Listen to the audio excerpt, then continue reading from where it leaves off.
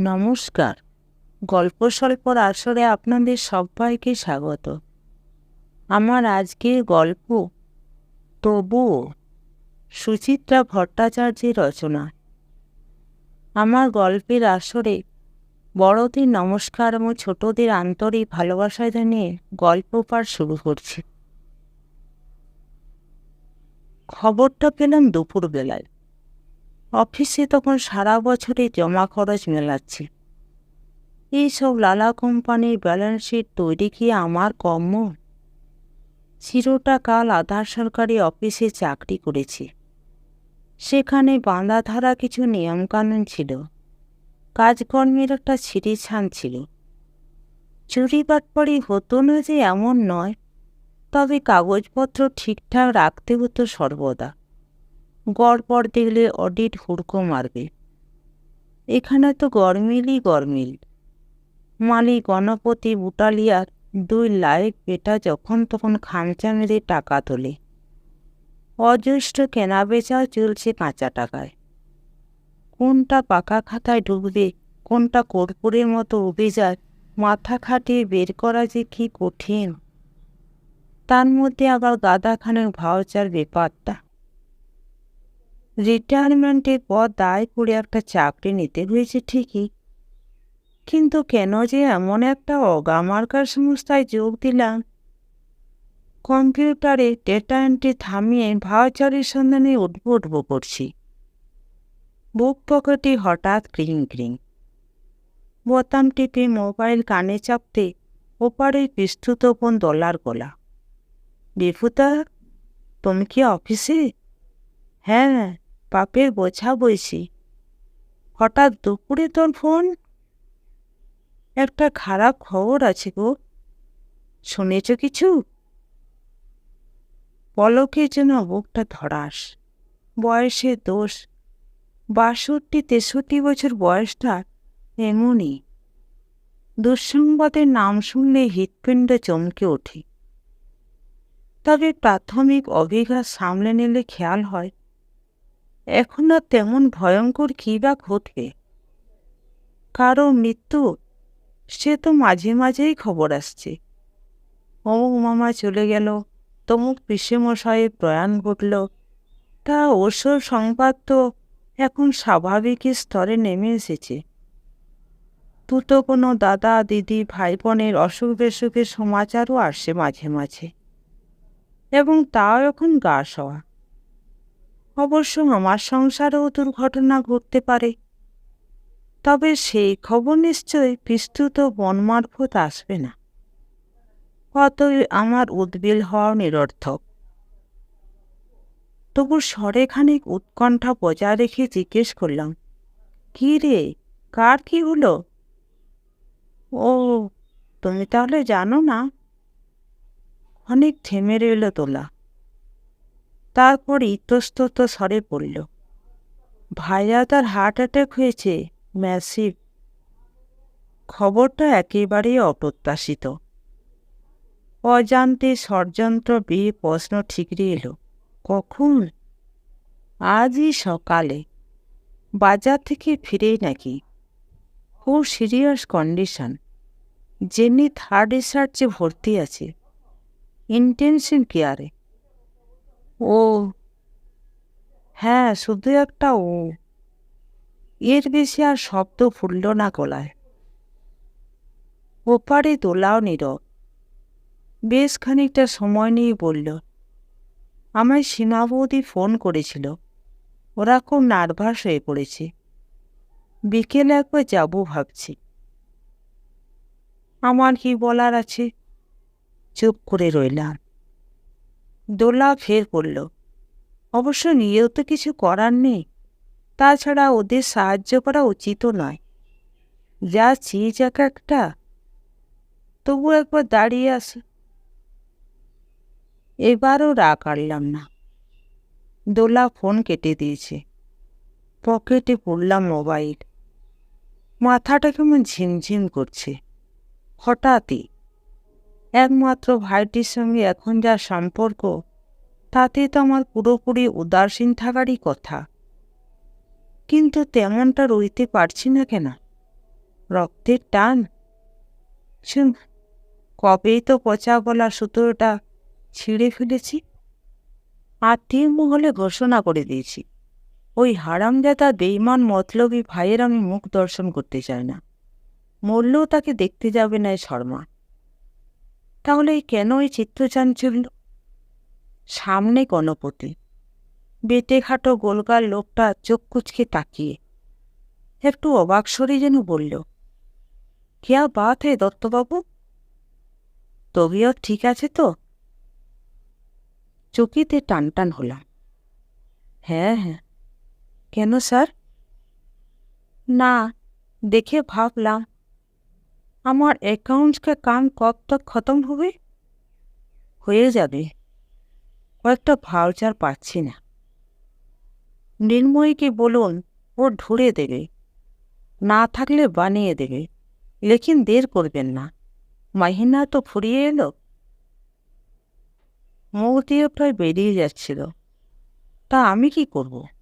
কতবার তো বলেছি একটু আগে থেকে কাজ শুরু করুন, তখন তো কানে জল ঢোকে না। এদিকে যেই না নিজেদের সময় ঘনালো, অমনি ঘাড়ে উঠে তাগাদা মারছে।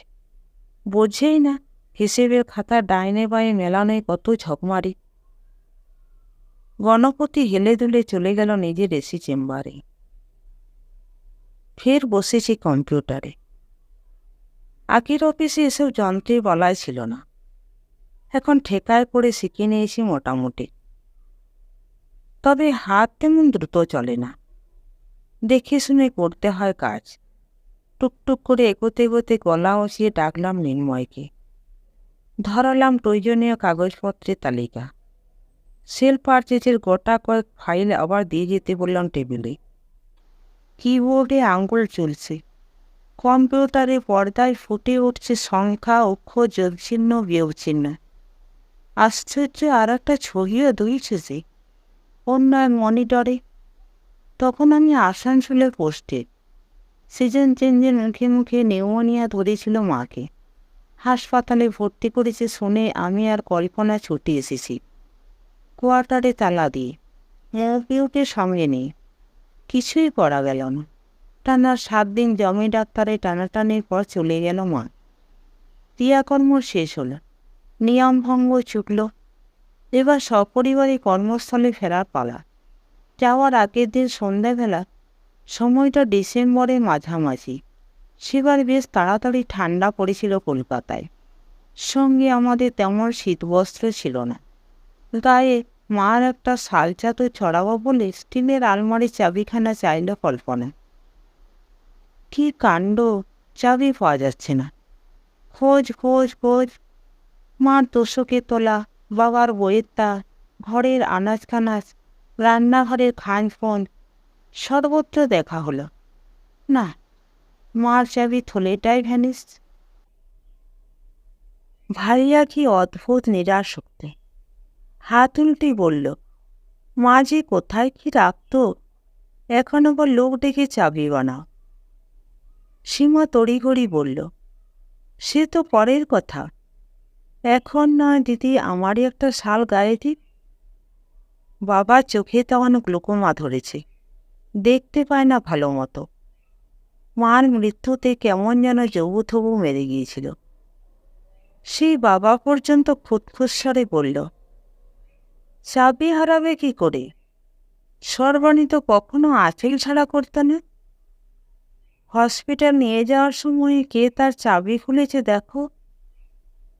অমনি সীমা ঝনঝন করে উঠেছে। মার আঁচলের খুঁটে কোনো চাবি টাবি ছিল না তখন, উনি আমাদের কারোকে দিয়ে যাননি। অপ্রীতিকর পরিস্থিতি। আমি বুড়বকের মতো বলে উঠলাম, যাকগে, বাদ দাও বাদ দাও, পরে আবার ভালো করে দেখব ক্ষণ। সেই রাত্রেই কল্পনা বলেছিল, দেখেছ তো ভেতরে গয়নাগাটি ফাটি থাকলেও চাবির কেমন ডানা গোজায়। দোষ, মার আর গয়না ছিল কোথায়? নয় নয় করে অল্প কটা ছিল তো। আসানসোল গিয়ে মা আমায় নিজে বলেছিলেন, মইয়ের নাম করে একজোড়া বাউটি রেখেছিলাম, বিয়ের জন্য বালা। এমনকি বাবু আর বউকে দেবেন বলে সরু হার ছিল একছড়া। তাই বুঝি? হ্যাঁ গো হ্যাঁ। এবার ওগুলোর না ডানা গজায়। শুনতে ভালো লাগছিল না। বলেছিলাম, থামো তো, ভাইয়ারা কি ওরকম নাকি? কে যে কিরকম টেরটি পাবে? কল্পনার আগাম আশঙ্কা সত্যি সত্যি ফুলে গেল। চাবির গোছার সন্ধান মিলেছিল আমরা বিদায় নেওয়ার পর। খাটের তলাতেই নাকি পড়েছিল কিভাবে, এবং আলমারিতে মার শাড়ি টাড়ি পাওয়া গেল। তবে লকার বিলকুল ফাঁকা। গোটা 2-3 আংটি ছাড়া গয়নাগাটি কিচ্ছু নেই। শুনেই কল্পনা চোখ বড় বড়। দেখছো তো, গরিবের কথা মিলল তো।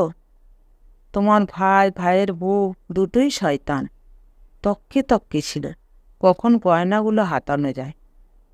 তখনই কিন্তু আমি ভাইয়ার পক্ষ নিয়েছিলাম। বলেছিলাম, কি আজে বাজে বকছ? সামান্য দুটো গয়নার জন্য ওরা ওই নোংরা কাজ করবে? করতে পারে। কত ভালো চাকরি করে ভাইয়া, মাল্টি ন্যাশনাল কোম্পানির অফিসার। ওরকম কটা গয়না করানো তো ওর কাছে নস্যি। আর সীমাও কিছু হাত ঘরে বাড়ির মেয়ে নয়। বিয়েতে বাপের বাড়ি থেকে কম হার নেকলেস পেয়েছে নাকি? দুনিয়ার যার যত আছে সে আরও বেশি চায়। সোজা পথে না পেলে বাঁকা রাস্তা ধরে। এখনও বলছি, যেমন করে ও বদলে নিয়ে কলকাতায় ফেরো, নইলে দেখবি পায়ের তলার মাটিটাও কখন সরে গেছে।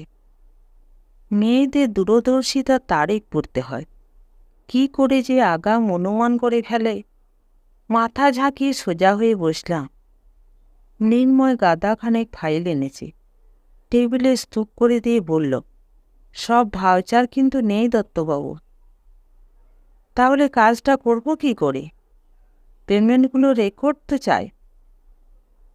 স্যার বললেন আপনার সঙ্গে বসে ওগুলো তৈরি করে নিতে। তো এত 2 নম্বরই কাজ কি আমার পোষায়? এর জন্য দরকার ভাইয়ার মতো লোক, যারা নকল কাগজপত্র তৈরিতে ওস্তাদ। তেতো মুখে পড়লাম নির্ময়কে নিয়ে। দেখে বুঝে হিসেব করে চলছে লেখালেখি। মৃন্ময় উঠে যেতে বিক্রি বাটার ফাইল খুলে বসেছি। একটা একটা করে মেলাচ্ছি কম্পিউটারের সঙ্গে। ট্রায়াল ব্যালেন্স বানানোর আগে পুরো প্রস্তুতি নিয়ে রাখায় আমার রীতি। ভাইয়ার হঠাৎ হার্ট অ্যাটাক হলো কেন? হৃদয়ই জানে। তার হৃদয় পীড়া হয় কিভাবে? রক্তের চাপ কি বেড়ে গিয়েছিল বেশি? নিয়মিত চেক আপ করাতে না? মদ টদ খায় বলে জানি, তবে কখনো বেগে ঢেগে বাড়াবাড়ি করেছে বলে তো শুনিনি। অবশ্য আকণ্ঠ মদ গেলেও অনেকে নাকি মাতাল হয় না, এবং মানুষ হিসেবে তারা নাকি যথেষ্ট বিপজ্জনক। কে জানে কি থেকে কি হলো। আজকাল তো খবরও রাখি না ওদের। আক্রমণটা হওয়ার আগে নিশ্চয়ই বুকে খুব ব্যথা হয়েছে। আবার মস্তিষ্কের পর্দায় ছবি, একটু যেন রং জ্বলা জ্বলা, ঝাপসা ঝাপসা। খেলার মাঠে কাকে যেন ভাইয়া খারাপ গালাগালি দিয়েছিল। দলবল জুটিয়ে এনে ছেলেটা বেধড়ক পেটাচ্ছিল ভাইয়াকে। খবর পেয়ে ছুটলাম ভাইকে বাঁচাতে। আমাকে দেখতে পেয়ে কোনো ক্রমে নিজেকে ছাড়িয়ে ভাইয়া পালিয়ে এলো। আমার পেছনে লুকিয়েছে। কপাল ফুলে আলু, রক্ত পড়ছে নাক দিয়ে। 2 চোখে রক্ষা পাওয়ার কি অসহায় আরতি। দৃশ্যটা এখনই কেন মনে পড়ল? আমাকে দুর্বল করে দিতে? কোনোভাবেই আবেগকে প্রশ্রয় দেওয়া চলে না। যে অন্যায়টা আমার সঙ্গে করেছে সে তারই সাজা পাচ্ছে, এমন ভেবে নিলেই তো গোল চুকে যায়। জোর করে মন বসালাম কেজো হিসেবে। তৈরি হচ্ছে লাভ লোকসানের খতিয়ান। বিস্তর মুনাফা উঠেছে বুটালিয়া। নানান কৌশলে কমাচ্ছে লাভের অঙ্ক। ফন্দি ফিকির অবশ্য বুটালিয়ারই শেখানো। কত জলে কত দুধ মেশাতে হবে এই জন্য তার নখাগ্রে। অতএব বানাচ্ছি উল্টোপাল্টা খরচ, যাতে আয়কর ছাড় মেলে। পয়সা কমানোর কত ধান্দায় যে জানে ব্যবসায়ী। তবে বুটালিয়াকে একা দোষ দেওয়া কি আমার সাজে? আমার মায়ের পেটের ভাইটি ব্যবসাটাতে চেয়ে কিসে কম? বরং সে তো আরও নৃশংস, আরও নির্মম। দীর্ঘকাল সুগার ছিল বাবার, চোখ তো গেছে ওই কারণেই। শেষে ক্রিয়েটিনিন বেড়ে দুটোর কিডনি প্রায় বিকল। তখন আমি চলে এসেছি কলকাতায়। যোধপুর পার্কে বাড়িতে থাকি। বাবাকে হাসপাতালে ভর্তি করে ভাইয়াকে পাশে নিয়ে দাঁতে দাঁত চেপে পাঞ্জা কষেছিলাম এক অমোঘ মৃত্যুর সঙ্গে। পরপর 4খানা ডায়ালিসিস হলো, তাও বাঁচল না বাবা। মাত্র 13 দিনে 1,90,000 বিল হয়েছিল হাসপাতালে। কড়াই বন্যায় তার অর্ধেকটা আমার কাছ থেকে বুঝে নিল ভাইয়া। পরে জানলাম বাবার সঙ্গে ভাইয়ার একটা যৌথ চিকিৎসা বিমা ছিল, ভাইয়াই করিয়ে রেখেছিল। 1,40,000 টাকা নাকি পেয়েছিল ইন্স্যুরেন্স থেকে। আমার তখন যথেষ্ট অর্থ সংকট। মেয়ের বিয়েতে সঞ্চয়ের অনেকটাই পড়ত। চাকরির অবসরকালও ঘনিয়ে আসছে। দাদার হাল জানা সত্ত্বেও একটি পয়সা অপুরহস্ত করল না ভাই। উফ, মনে পড়লে রক্ত যেন টকবক করতে থাকে ধমনীতে। আবার মোবাইল বাজছে। ফের তোলা নাকি? ওদিকে কিছু ঘটে গেল কি? অবসন্ন হাতে বের করলাম ফোনটা। মনিটরে যোগ। গলা সহজ রেখে বললাম, হ্যাঁ বল। শুনেছিস তো সব? আইসিসিউতে দেখিয়ে এলাম রে। গতিক একেবারেই ভালো নয়। প্রেশার এখনও নেমে আছে। ওষুধেও তেমন রেসপন্ড করছে না। পালসও ইরেগুলার। ও, ডাক্তার কি বলছে? আশার বাণী শোনাচ্ছে না। হার্টের 2খানা ওয়াল নাকি মারাত্মক জখম হয়েছে রে। ও, তুই কি আবার আসবি? কেন? আহা, যেমনই হোক সহোদর ভাই তো। এমন একটা ক্রিটিক্যাল মোমেন্ট, তুই বড় দাদা, একবার দেখে যাবি না? হ্যাঁ, তাহলে আসছিস? দেখে আয় আয়, মান অভিমান পুষে রাখিস না। পরে হয়তো আফসোস হতে পারে। আরে বাবা, ভুল অন্যায় এসব তো মানুষই করে নাকি? সে তো বটেই। স্বাভাবিকভাবে বলতে চেয়েও শার্টটা বেঁকে গেল। অফ করে দিলাম ফোন। কষ্টে মেরে গেছে মেজাজ। ওই অলম্বুস মামাতো ভাইটার মুখে কিনা জ্ঞান শুনতে হলো। আত্মীয়রা অবশ্য এরকমই হয়। ভাই ভাই সম্পর্ক ছিন্ন হলে ফেন্সের ওপারে দাঁড়িয়ে মজা দেখে আর সুযোগ পেলে উপদেশ ছেটায়। কিন্তু প্রকৃত অপরাধটা যে করল, তার সঙ্গে মাখামাখিটা ঠিক বজায় রাখে। দুপক্ষেরই প্রিয় সাজবে। এর মুখে ওর নিন্দে শুনবে, সামনাসামনি আহা উহু করবে, তবেই না আত্মীয়। কী সব বাক্যে ছিরি! বলে কিনা মান অভিমান পুষে রাখিস না। ভাইয়াকে তোরা একদিনও কি আঙুল তুলে বলেছিস যে কাজ সে করেছে তা ক্ষমার অযোগ্য? এই আজ বুড়ো বয়সে অবসর নেওয়ার পরও একটা 3rd ক্লাস কোম্পানিতে চাকরি নিতে বাধ্য হয়েছি। নিজের বিবেকের বিরুদ্ধে গিয়ে আজে বাজে কাজ করছি। তার কারণটা যে ওই ইন্টেনসিভ কেয়ারে পড়ে থাকা নরাধানটা। সেটা একবার ভাব তোরা, তারপর নয় ভক্তি মেশানা। ও, আবার সেই দিনটা মনে পড়ে যাচ্ছে। বাবার মৃত্যুর পর তখনও বোধ হয় মাস 1.5 কেরোয়নি। অফিস থেকে ফিরে ঘরে টিভি খুলে বসেছেন। ভাইয়াটা, দাদা একবার শুনে যাও তো। শরীরটা যেটা কেমন কেমন লাগল। উঠে ওদের ঘরে যেতেই ভাইয়া 2খানা স্ট্যাম্প পেপার লাগানো কাগজ পাড়িয়ে দিল। দেখো তো এটা কি? বাবার দয়ার থেকে বেরোলো।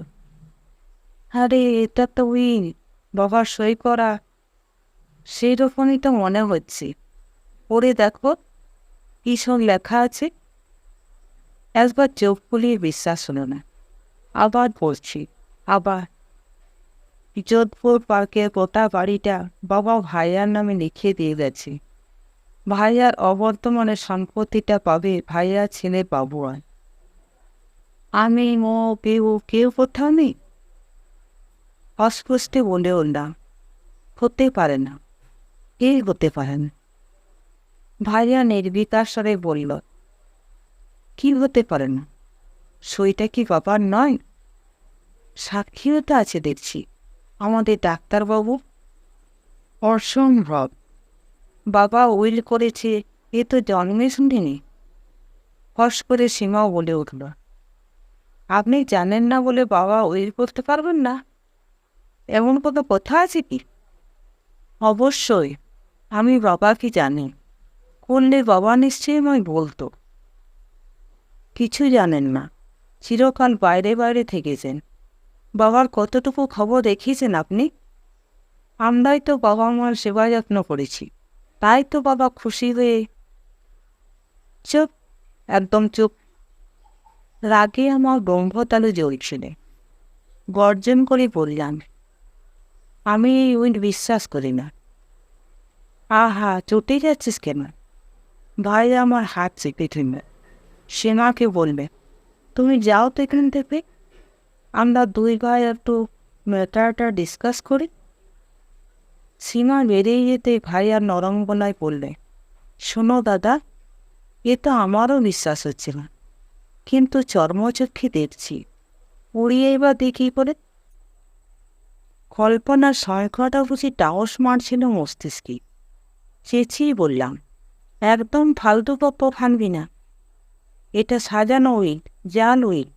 বাবা চোখে কিছু দেখতে পেত না, সে সুযোগে তোরা ওই কাগজে সই করিয়ে নিয়েছিস। যা, কি যে বলিস! আমি তোকে ঠকাবো নাকি উইলের জোর দেখিয়ে এক্ষুনি তোকে বাড়ি ছেড়ে যেতে বলবো? ভাইয়ার সাথে উত্তেজনা লেশমাত্র নেই। মাখন ছুড়ে বলল, থাক না তুই যতদিন খুশি, আমি তোকে মোটেই দাঁড়াবো না। অর্থাৎ চাইলেই ভাগাতে পারে। অপমানে কান মাথা ঝাঁঝা করছিল। কথা বাড়াতে প্রবৃত্তি হলো না। চলে এসেছি ঘরে। কল্পনারও কানে গেছে সব কিছু। তারও মুখ থমথমে, দুজনেই বাকরুদ্ধ। কি দুঃসহজে কেটেছিল রাতটা। প্রহরের পর প্রহর জেগে আছি, চোখের পাতা বন্ধ হচ্ছে না। মুখ বুঝে যদি বাড়িতে থেকেও যায়, প্রতি মুহূর্তে কাঁটা ফুটবে না? পরদিন ভোরে কল্পনার কেউকে জানিয়ে দিলাম সিদ্ধান্তটা। 72 ঘন্টার মধ্যে ওই বাড়ি আমি ছাড়বই। যদি বস্তিতে গিয়ে থাকতে হয়, সেও ভিয়াচ্ছা। ভাইরাসিনদের সঙ্গে বসবাস আর নয়। দাদার ভিটেমুটি হরণ করা সেই চিটিংবাজ ভাই আজ মরতে বসেছে বলে তাকে এখন দেখতে যেতে হবে? কখনো না। চেয়ার ছেড়ে উঠলাম। পায়ে পায়ে ঢুকিয়েছি বুটালিয়া ঠান্ডা করে। স্যার, আজ আর হিসেবে ভালো লাগছে না, বেরিয়ে পড়ছি। সে কি, আমার ব্যালেন্স শিট তো টাইমে রেডি হবে না দত্তবাবু? কিচ্ছু ভাববেন না স্যার, বানিয়ে দেবো। দেখবেন আমাকে ডোবাবেন না, আপনার ওপরই সব ছাড়া আছে। বলতে ইচ্ছে হলো, কারো ওপর কিছু ছাড়া থাকে না বুটালিয়া। আমি যদি আজ বাড়ি ফেরার পথে দুম করে টেসে যাই, তাহলে কি আপনার ব্যালেন্স শিট আটকে থাকবে? সব ওপরওয়ালার খেল। বললাম না কিছু। মাথা নেড়ে বেরিয়ে এসেছি চেম্বার থেকে। কম্পিউটার বন্ধ করে ব্যাগ ছাতা নিয়ে সোজা ফুটপাতে। বড় ক্লান্ত লাগছে। আজকাল শরীর যেন আর ধকল নিতে পারছে না। কিন্তু এক্ষুনি যে যাতা কল থেকে মুক্তি পাব, সে আশাই বা কোথায়? যোধপুর পার্ক ছেড়ে গড়িয়া চলে গিয়েছিলাম স্টেশনের কাছে, 2 কামরার ভাড়া বাড়িতে। সম্পূর্ণ অচেনা পাড়া। পরিবেশটাও একদম অন্যরকম। কল্পনা ভারী মুখ শুকনো করে থাকতে সারাদিন। প্রিয় কেমন দিশেহারা মতন হয়ে গিয়েছিল। তার কলেজ, কোচিং বন্ধু বান্ধব সবই যেন আলোকবর্ষ তুলি।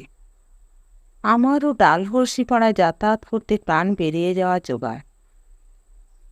58 বছর বয়সে ট্রেনের বাদুড়ঝোলা হয়ে শিয়ালদা, সেখান থেকে হন্টন পারি আমি।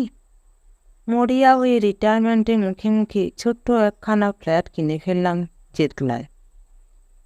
বাকি সঞ্চয়টুকু তো ফুরুত। ব্যাংক লোন নিতে হলো মোটা অঙ্কের। এখনও মাস মাস অনেকগুলো টাকা সুদতে হয়।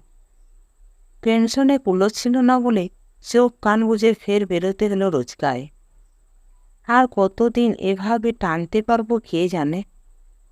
প্রিয়র বিয়েটা হয়ে গেলে শেষ দায়িত্বটা নামে ঘাড় থেকে। তারপর না হয় বুড়ো বুড়ি পেটে কিল মেরেই থাকবো। সন্ধে নেমেছে অফিস পড়ায়। মিনি বাস স্ট্যান্ডে লম্বা লাইন। তীর্থের কাক হয়ে আমিও বাসের প্রতীক্ষায়। জপুর কথা শুনে যা মনে হলো, ভাই আর বাঁচার আশা কম। আমার থেকে পাক্কা 5 বছরের ছোট। তার মানে 60 পৌঁছাতে এখনো 2-2.5 বছর বাকি। এত তাড়াতাড়ি চলে যাবে? একটা কিশোর মুখ মনে পড়ল আচমকা। ক্লাস 6 রেজাল্ট বেরিয়েছে। অঙ্কে মাত্র 12 পেয়েছে।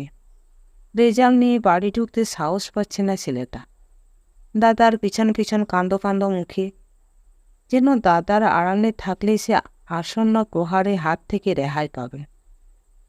মার্কশিট দেখে বাবা অবশ্য মারধর করেনি, ভারী কি গলায় শুধু বলেছিল, আজ থেকে তোমার লেখাপড়ার পাঠ শেষ, এবার চায়ের দোকানে ঢুকিয়ে দেব, বেয়ার আর কাজ করবে।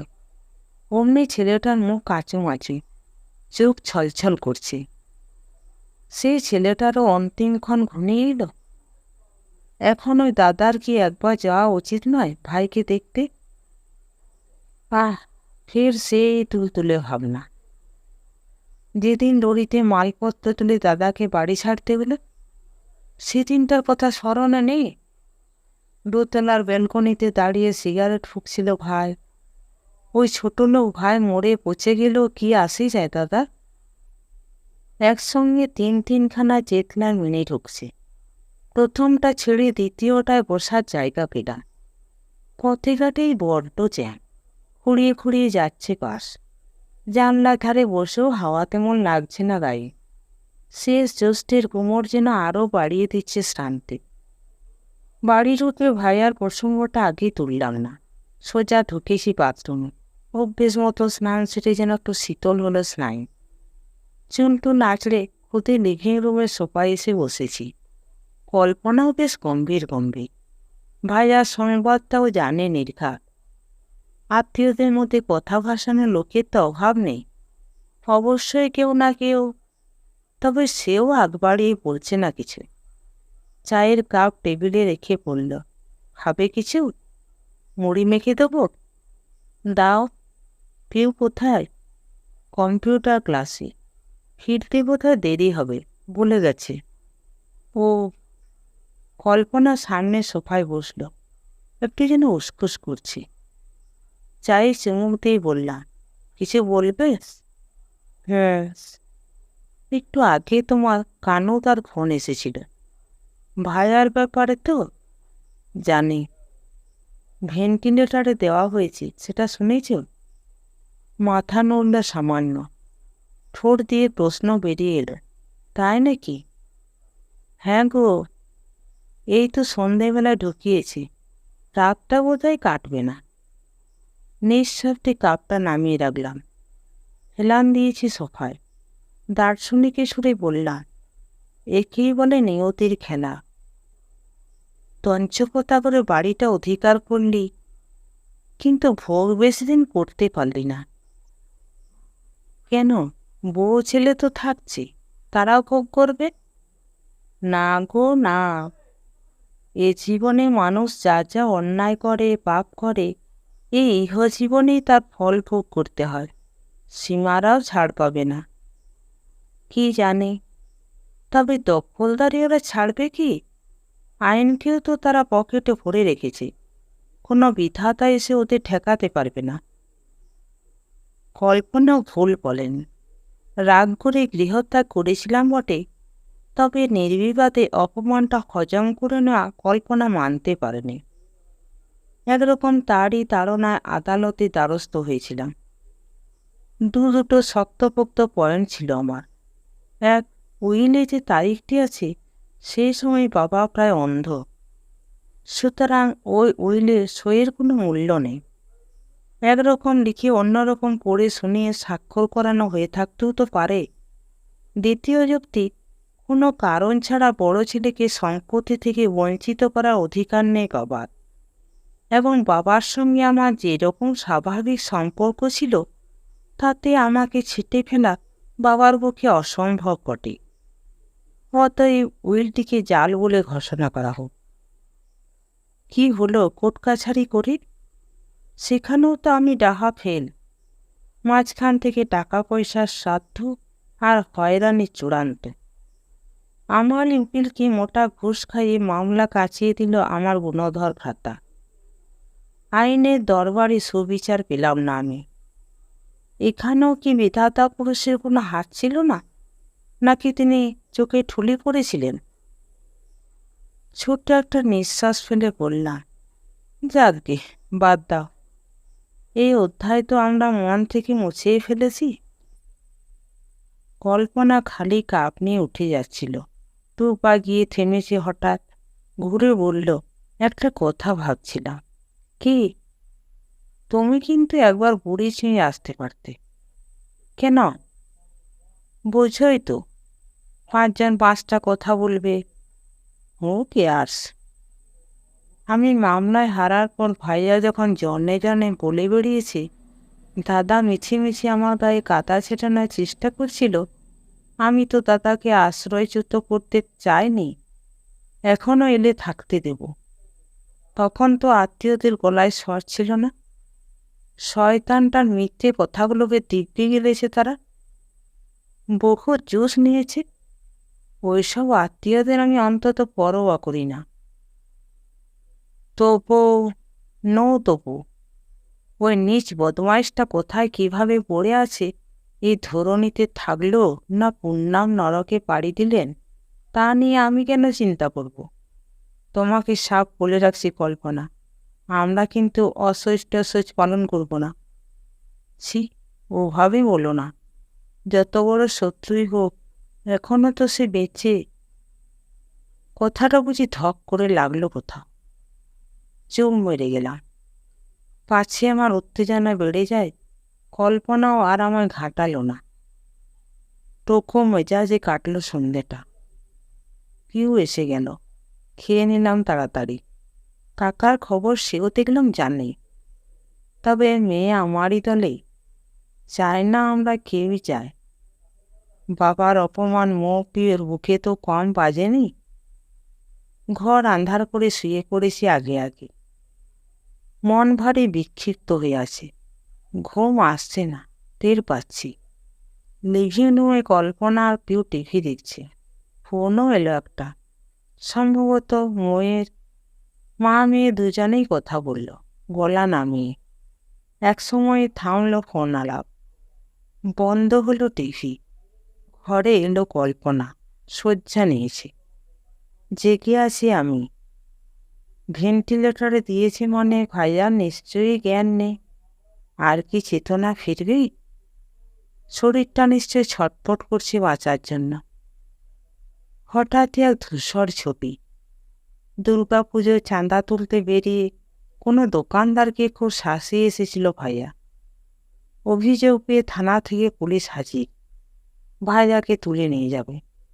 ভাইয়া তখন অন্দরে থরথর কাঁপছে, আর আমার হাত ধরে বলছে, ভুল করে ফেলেছি রে দাদা, এবারটা বাচ্চা। ভাইয়া কি এখন নিজের অন্যায়টা বুঝতে পারছে মরণকালে? জানি না, কিন্তু আমার সব কেমন উল্টো পাল্টা হয়ে যাচ্ছে। সম্পর্কের খতিয়ান জমা খরচের হিসেবটা মিলছে না যেন। আমার সঙ্গে সে পদে পদে যে আচরণটা করেছে সবটাই তো খরচ।